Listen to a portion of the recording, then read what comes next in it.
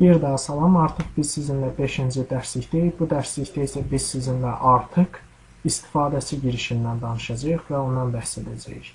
İstifadəçi girişi istifadəçi tərəfindən, yəni qara pəncərə üzərində, yəni command prompt olan əslində, amma batch uzantılı faylımız üzərində olan proqramlaşdırma faylımız.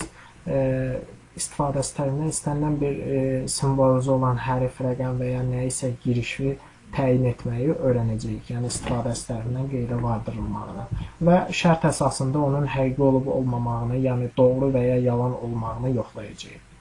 Bir nişan döngü təyin edərəkdən.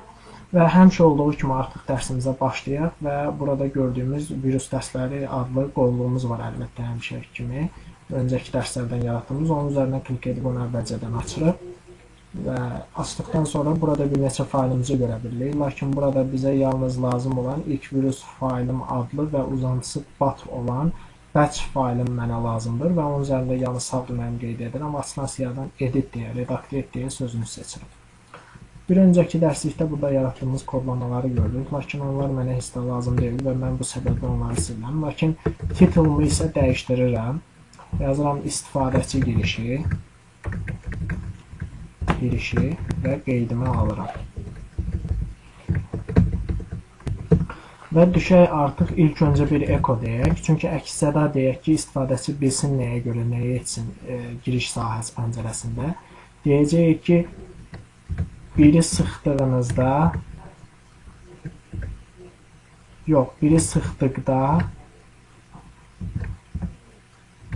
sizə salam deyəcək.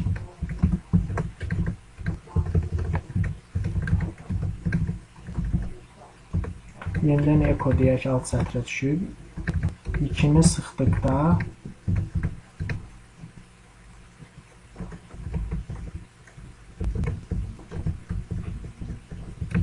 sizə sağ ol deyəcək.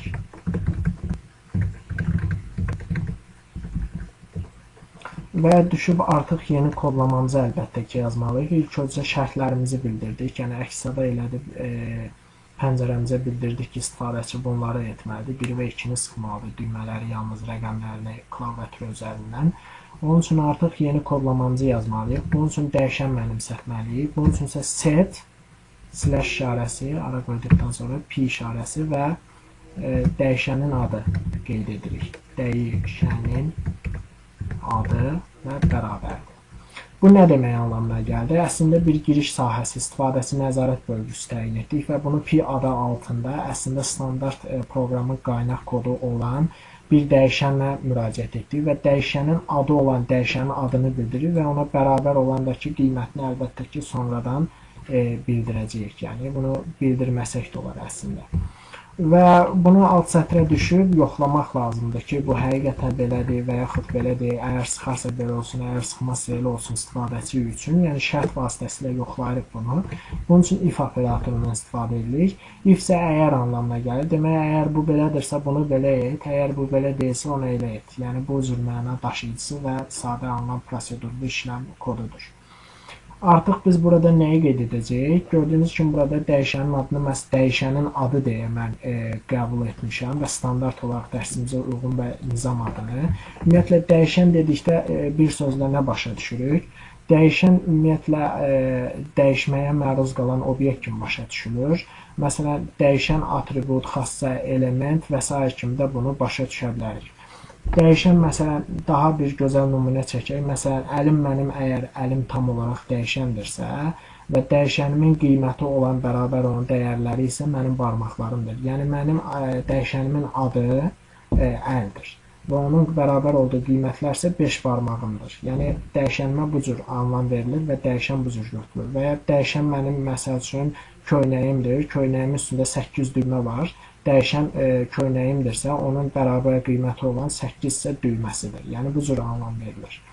Sadə dildə, yəni ölçüb müqayisə etdikdə. Və bu da riyaziyyatdan sözsüz ki, dəyişən anlamda hər cür proqramlaşdırma dillərinə əksərən keçmişdir. Yəni, bu cür formada anlayış olaraqdan keçmişdir. İndi biz şərt dedik və dəyişənin adını yazdırdıq faiz işarələri arasında və 2 bərabərlik dedik. Nişanımızı əgər biri çıxarsa, nişanımızı salama dedik.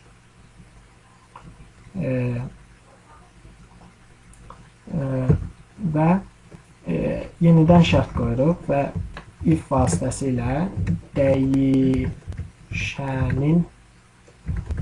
adı dedik yenə də. Bərabər işarəsi qeyd etdik və 2 dedik, qoto dedik, sağ ol dedik. Yəni nişanımızı sağ ola bildirdik.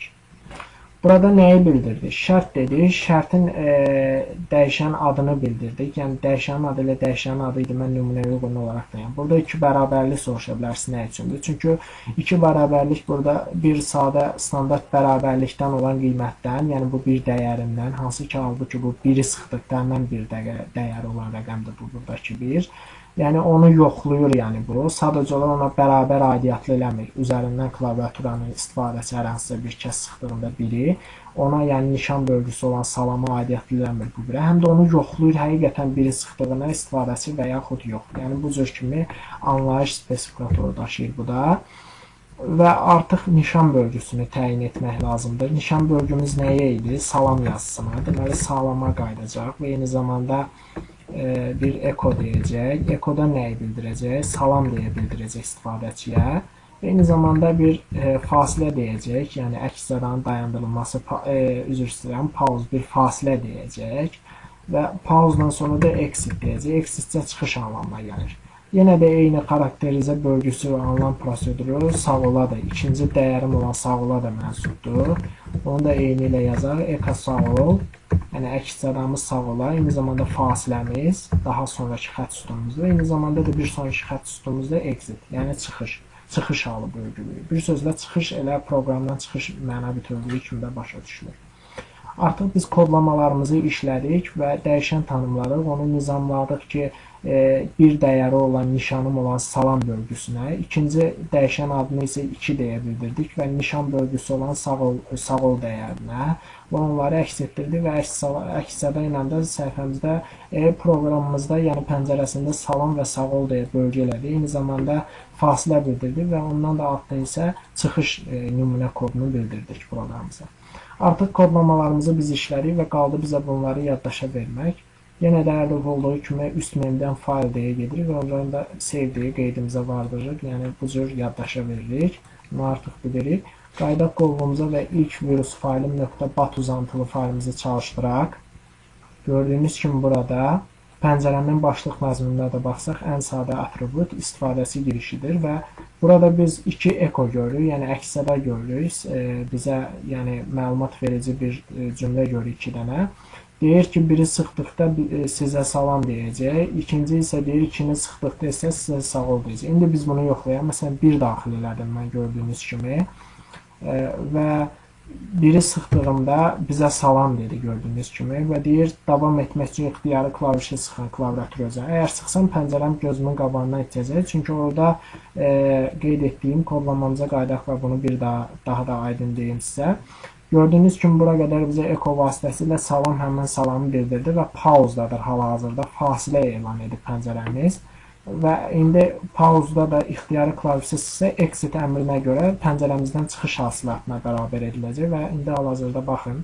Məsələn, mən enter tuşu dedim elə ən sadə. Gördüyünüz kimi pəncərə gözümüzün önündə, qarşısında bağlandı. Yenidən çalışdıraq faylimizi. Bu səfər 2-ni yoxlayaq. Bizə sağ ol desin deyə. Məsələn, mən 2 yazdım və bizə sağ ol dedi və deyir ki, ixtiyarı klavişi sıxın klaviatur üzərindən davam etmək üçün yenə də və sıxdığımda pəncərəm bir daha qarşımda, yəni yox oldu. Yəni bu anlayış proseduru və yoxlama bölgüsü və eləcə də yəni bu istifadəçi girişi təyinatı bu cür xassə kimi atribut təyin olunur və xarakterizə edilir və bu cür anlam mənası bütövlüyü daşıyır. Bu dərsliyimiz də bu qədər. Bir sonraki dərslikdə yenidən görüşmək ümidi ilə sağ olun.